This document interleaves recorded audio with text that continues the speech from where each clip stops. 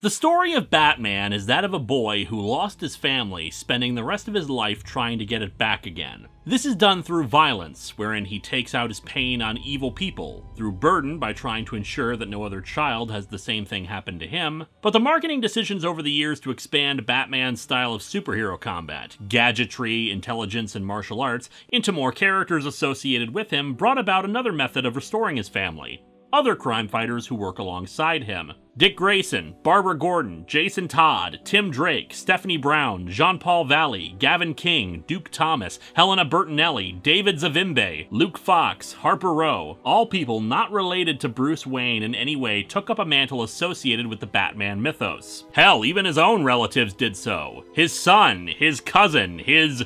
however you describe the relationship with New 52 Betty Kane. Batman is a man who makes a family. It's what the Lego Batman movie was all about. What I've argued the Tim Burton quadrilogy is ultimately about. Hell, I've probably forgotten some names on that list I just made, and I included Gavin King, who I bet 90% of you don't even know who that is without Googling him. Hello and welcome to Atop the Fourth Wall, where bad comics burn. Dick Grayson is probably my favorite member of the Batman family because of his role in getting me into comics, but there is someone who is a close second, or possibly even surpasses him. For the next few weeks, let's talk about Cassandra Cain. Cassandra Cain debuted in 1999, 20 years ago at the time of this video's release, which makes her probably the most recent character I've ever done one of these retrospectives on. Give it time. If I'm still doing this in 20 years, we'll probably get even more recent characters than that. She is also a character who is still active, meaning there will have to be a point where I stop talking about the stories with her because some stories haven't been printed yet, and instead we'll focus on the grand strokes of character development associated with her in more recent times. But let's give some context to where she was when she started. I've often decried the 90s in comics because they are an age of excess. Overblown events and storylines, the speculator boom, raising prices, gimmicks, new characters up the wazoo who could not sustain themselves, the grim and gritty aesthetics. The Dark Age has no shortage of things to complain about. But as I said back in the Titans retrospective, the mid to late 90s at DC were a different bag than how the decade began. It's my personal favorite era of DC, with my favorite group of Titans, the Grant Morrison JLA book, JSA, Starman, etc., etc. DC creatively was doing really damn well, and this led to an epic Batman storyline, kicking off with some events in 1998 called Cataclysm, but more importantly in 1999, the year-long crossover of all the Bat titles, No Man's Land. And when I mean all the books, I mean all the books. A total of about 88 issues. No Man's Land is currently collected in 4 volumes. That's almost half a Clone Saga right there. There's gonna be a lot of summarizing today. Here's the setup. Cataclysm is the story of an earthquake hitting Gotham City. It's a 7.6 on the Richter scale, and it devastates the town. While most of the properties owned by Bruce Wayne were actually designed to withstand heavy earthquakes, the same can't be said for a good chunk of the city. Skyscrapers collapse, ruptured gas mains explode, and Wayne Manor gets split in half, including the Batcave. Alfred even gets caught under some rubble while Batman has to climb his way back up to get to him. Alfred! Alfred! Did you feel that vibration? Rock and roll has finally declared war on me! But the quake itself wasn't the worst for Gotham. It was what happened in the wake of it. Wayne Enterprises wasn't the only company in the city, and unlike them, their businesses weren't so quake-proof. Money left the city with no hope of rebuilding, and along with it, large swaths of population became overnight refugees, with no home or jobs. Add on the reconstruction costs to a city that was already in debt and the massive loss of life, and things are pretty grim for Gotham. And what's hilarious is that I joke about the whole Batman versus rock and roll thing because of Batman Fortunate Son, but there is in fact a subplot here about a deranged rock star who uses his own influence to try to keep Gotham from getting help. Gotham seems beyond hope. And unfortunately, the United States government agrees. Despite an impassioned plea by Bruce Wayne to Congress, the government decides not only to withhold federal funding in rebuilding Gotham, but to shut the city down entirely. The population has a few days to evacuate, minus the criminal population as it happens. Then all the bridges will be destroyed, tunnels flooded, and the city will be closed off from the rest of the world. You can't get out for whatever reason? Well, tough! You're stuck here now! I'm the government, I'm the government, I'm the reason nothing works. I was gonna question the legality of it, but the comics actually questioned that too, saying it was an executive order via a national security loophole, but they say that the actual constitutionality of it would be argued for years later. Or rather quickly, the Supreme Court rejects Bruce Wayne's attempt at an injunction to prevent Gotham's isolation, so they pretty much made it constitutional. Isn't it nice when all three branches of government are working in harmony? I mean, the results are horrific, but at least it's working the way it's supposed to and everything's civil. And thus Gotham became no man's land. No one in or out, best you could hope for from the outside world is someone generous dropping supplies into the city. And while normally I'd give more information on who this character is before we got started, there's a lot of plot to go over, and a lot of her characterization we find out about just by reading. So let's dig into the life and times of Cassandra Cain, in my opinion, the best Batgirl of them all.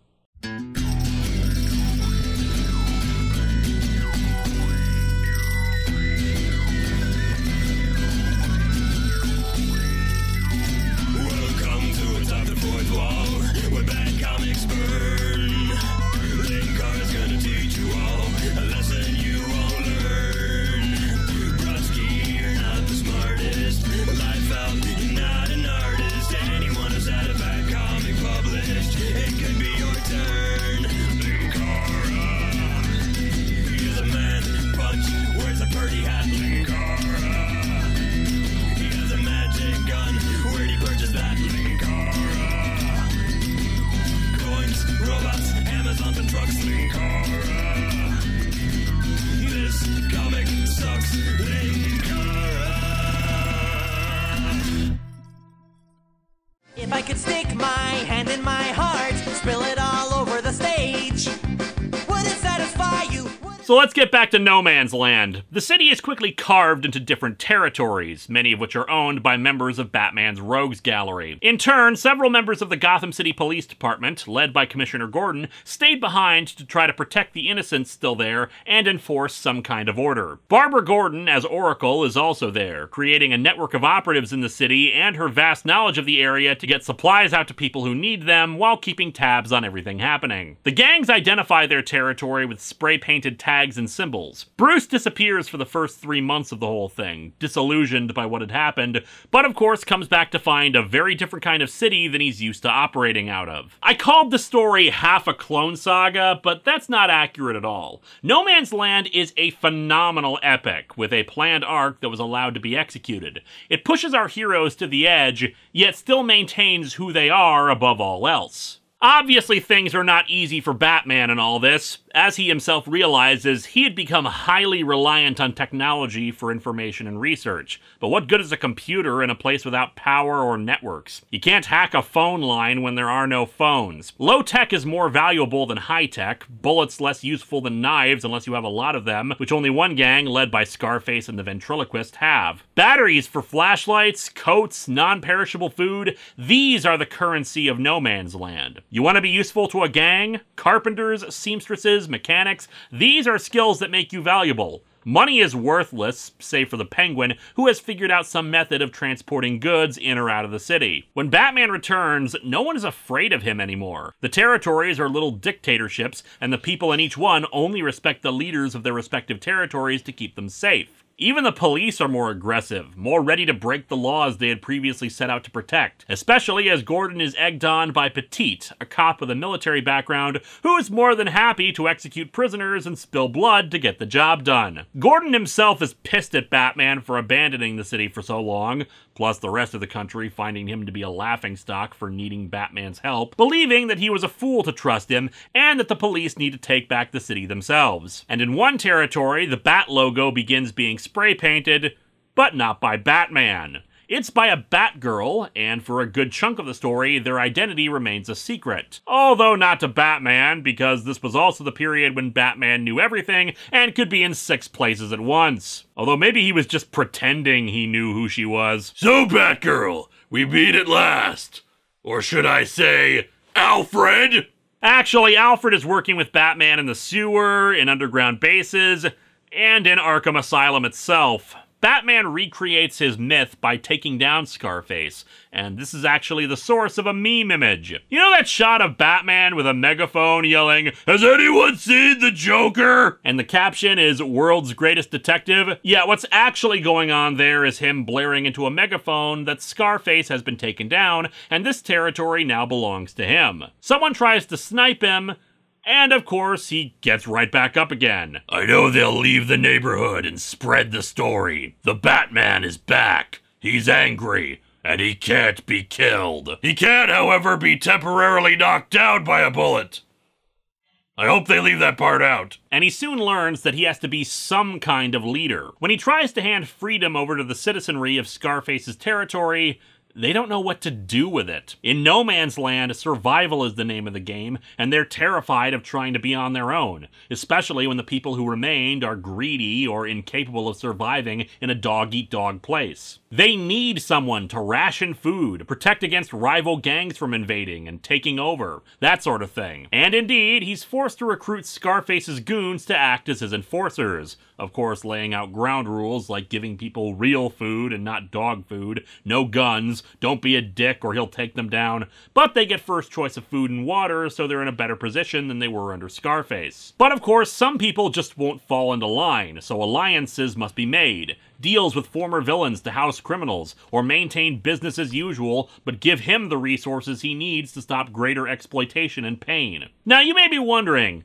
this is the DC universe, right? Sure, the Bat Crew being there makes sense, but what about every other superpowered being on the planet? Why can't Superman just show up and fix things? A better question would be why it took him like 4 months to show up before he finally does. Bruce lost all hope. What the hell is Clark's excuse? But yeah, Superman does finally show up in an issue and has a plan to restore the city to glory. Problem is, like Batman, he can inspire hope, but that doesn't work on a large scale when these people are so thoroughly broken, and Superman can't devote the time necessary to help them fix that kind of damaged morale and psyche. But he does get the ball rolling at least, and Clark Kent can do just as much help outside the city as in. After all, restoring order is one thing, but the place is still cut off from the rest of the country, so something needs to be done about that. Young Justice also makes a visit later, but they're a bunch of hot-headed teenagers, and Batman obviously doesn't want them around. Hell, he doesn't want anyone else around who isn't already there, given the scope of the task. In the meantime, though, things don't go well, as Gordon makes an alliance with Two-Face that allows him to take the Penguin's territory, and Two-Face takes Batman's. Batman, pissed that the new Batgirl didn't successfully protect his territory, because he's a jackass like that, says they're done. And like most of you are, since you've been eagerly awaiting this retrospective and are just going, "Would you get to the damn character this whole thing is about already?" Well, here we are. Batman number 567 sees the introduction of Cassandra Cain, a mute teenage girl who's acting as a courier in No Man's Land, though Barbara doesn't like her doing so because of her unique circumstances. It's not that she can't speak, she just has difficulty understanding spoken or written languages at all. Barbara tries to teach her, but after a lesson, she spots an assassin named David Cain. Yeah, surprisingly, Cain for the longest time was a character in a superhero universe without any other codename or identity. It was simply his own name. It would later be explained that he was one of Batman's teachers when Bruce went on his initial world tour to become the best at everything. The reasoning being, knowing how to kill doesn't mean you must kill. Although it does tend to happen if I lose at Mahjong. Cassandra saves the life of Commissioner Gordon when David Cain tries to assassinate him, jumping in front of the shot. Cassandra admits, in her own limited way, that she's Cain's daughter, which is why he didn't shoot. We see in flashback when Cain tries to attack again that Cassandra murdered someone. Although, admittedly, given her expression and the weird coloring on the blood, that she actually just stuck her hand in some strawberry jam and the dead guy accidentally choked on his toast. When she screams out, "Stop!" much to Cain's shock, she takes him by surprise and even knocks him out a window. When Batman first meets her, he understands that the way Cassandra communicates is the language of violence. Cassandra can't speak or understand spoken language, because she was never taught any. Cain raised her to communicate basically through martial arts, which is really awkward when you're trying to ask someone where a bathroom is. More on that later, but Batman forbid her from interfering since he has to deal with both Two-Face and David Cain's assassination attempts. As such, she puts on a mask for herself and stops Two-Face from killing anyone else by stealing all of his coins, making him completely unable to make a choice for life or death when he's performing executions. In the wake of Cassandra's help, Batman realizes that he can no longer do this alone. He needs all the help he can get, save for one. We discover that the one who's been behind the Batgirl mask is Helena Bertinelli, aka Huntress. I don't know if I've really talked about Huntress before, and we don't have time to really do so today. Rest assured, she's a complex character in her own right, whether she's really part of the Bat family or not. She stayed behind to try to help Gotham and realized the power just the symbol of the Bat had on Gotham, hence why she took on the mantle. She actually had a different mask to start with that kept her mouth exposed, but then a tagger spray-painted her mouth, so she opted to add in the mouth guard, which ended up working out later aesthetically. So yeah, Batman basically berates her for her continual failure to obey his orders, because he is the Bat-Dick, although he confides to Nightwing that keeping her rogue from them is part of a plan he's working on. Would love to know what the hell his plan actually ended up being, because the idea that he wanted her alienated from him never comes into play again to his benefit. Here's the weirder thing about all this. While she was operating as Batgirl, she was also still operating as Huntress. Given the amount of gear that most members of the Bat family carry, it must have been hell having to constantly shift between costumes. Plus, both outfits must reek. It's not like clean running water is a thing happening in the city right now. Batman explains that Cassandra was raised the way she was to be the ultimate assassin and fighter. All she knows is that violence. That understanding of human body movements is so precise that that is how she can read people. Nightwing is uncertain, and get used to the tension between the two. This was also during the period when Nightwing was emulating Batman so that he could live up to his namesake as Dick. But if she's gonna work with them to reclaim No Man's Land, she needs to wear a uniform. The Batgirl outfit, which she does so with Barbara's blessing. Barbara Gordon may be the original Batgirl, but in my humble opinion, Cassandra Cain is the best Batgirl. She is a wonderful character, and DC has not always done right by her. Come to think of it, I tend to do these retrospectives on characters who keep getting messed up by the owners. As No Man's Land progresses, it's clear that an outside force is manipulating things within the city. Smuggling in supplies, encouraging specific conflicts, even getting Bane inside to be his agent and taking over the city, and get another chance to break the Bat. Tensions continue to boil over, Petite splitting off his own gang of cops away from Gordon so they can use excessive force, Huntress allying herself with Petite, Two-Face taking Renee Montoya hostage after Gordon breaks off his deal, and soon money starts changing hands. Public opinion starts pressuring politicians to end the No Man's Land. And the man behind it lands in Gotham City, equipment ready to go bring the city back.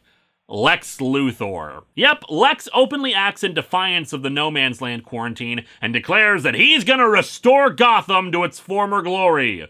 It's a pretty impressive act. He recruits citizens in the city to his cause, giving them food, shelter, medicine. But what's more important is that since Luthor has many politicians under his belt, plus growing public support for lifting the quarantine, it changes from an if question to a when question for bringing Gotham back. No Man's Land is also a story of major significance because it did have impact down the line for future stories, which includes when Lex Luthor ran and became the President of the United States.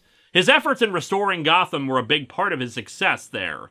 Isn't it nice when doing the right thing is actually part of an evil plan? During most of the time after Cassandra becomes Batgirl, she spends her time working with Azrael, aka Jean-Paul Valley. His story is long and complicated, but what I'll say is that he was actually Batman for a while in another long-term Batman storyline. The two get on rather well, and I'm kind of surprised we never see them doing any interaction in her solo series. They're kind of on the same kind of quest for redemption. It's just Azrael talks a lot, while Cassandra can only say stop. They complement each other in a way that I don't think she really did with any of the other regular Batman crew. Anyway, the No Man's Land quarantine will be lifted at the start of the new year, though with the condition that the city needs to be restored by that time. It's done so thanks to a combination of resources from LexCorp, Wayne Enterprises, Star Labs, and the Army Corps of Engineers. Man, it's a good thing there aren't any criminally deranged madmen in No Man's Land who clearly want things to continue. On an unrelated note, what's the Joker been up to? Yeah, if there's one thing that actually does bug me about the story, it's that the Joker actually does make multiple appearances throughout No Man's Land. They're never anything big, but they remind everyone that he's around and acting in the same manner as everyone, creating his own territory and gang and etc. I think it would have been stronger if the Joker was kept to a minimum. Sure, some of the one-off appearances were fine, but I don't think there should have been any issue-length appearances by him. After all, what does he care about territory and stuff like that? Where's the joke there? I think it would have made his larger appearance at the end that much more significant as he confronts Petite and systematically takes him down, with Huntress ending up with a bunch of bullets in her for the trouble of trying to protect the regular people living in Petite's territory. He kidnaps as many babies as he can get his hands on Christmas Eve, with the intention of blowing them up, all in a bid to eliminate hope for the city. They stop him, but Jim Gordon's wife Sarah is killed in the process. Just one more unnecessary murder on the Joker's list of crimes because we had to end on a tragedy, even though it technically wasn't the end. The final issue deals with them stopping Luthor's larger scheme, taking control of the real estate in Gotham so that he would own 3/4 of it. You know, considering Lex Luthor has engaged in arm deals, controls corrupt politicians, organized supervillains to take down the Justice League, basically everything we've seen from Luthor, it's kind of hilarious how his master plan, the end game of No Man's Land, is basically just a real estate scheme. So good.